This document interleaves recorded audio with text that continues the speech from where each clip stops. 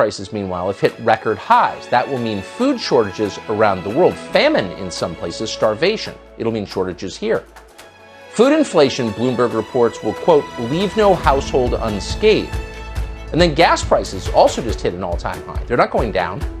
Mike Jennings, the CEO at a major refiner, says gas prices will stay high for the foreseeable future. Quote, I don't see any signs of it ending soon or well.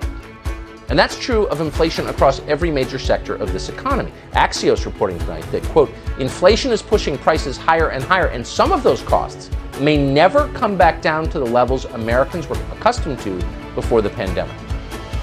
More than half the CEOs in this country publicly predict that recession is imminent. That's what they're saying in public. Imagine what they're saying in private. Morgan Stanley says there's a 27% chance we get a recession in the next 12 months. That's up from 5% just 2 months ago. So that's scary, but the scary... Our cover story tonight is the world's most pressing concern right now, the global food crisis. There's a serious shortage of food. Everyone is feeling the pinch. No matter which part of the world you're in, you're paying more at supermarkets. For some people, these price hikes and shortages can be life-threatening. More than 200 million people the world over could starve in the coming months if supplies are not restored. 200 million. And this may just be the beginning. The United Nations says if the world does not act immediately, these shortages will continue for decades. The scale of the problem is immense and no country can fix it alone. So what's causing these shortages? As the world remains caught in multiple wars, our food supply is being weaponized.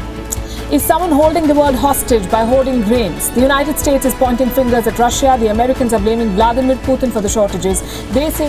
Have you heard about Will Rogers? He was a legendary comedian in the 1920s and 30s. Around the time of the Great Depression, Rogers had a great one-liner about the economy.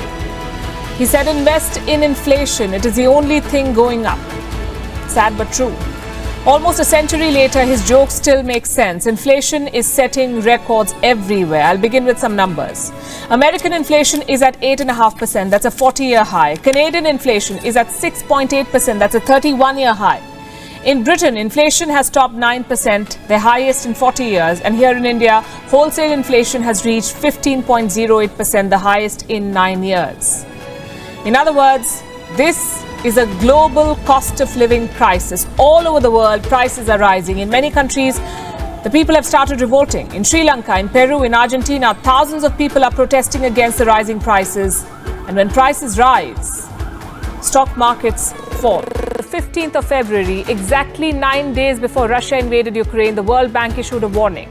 Developing nations face a looming debt crisis. The World Bank named 70 countries. 70 low and middle income countries facing debt repayments worth $11 billion. The report said this burden could crush their economies in 2022.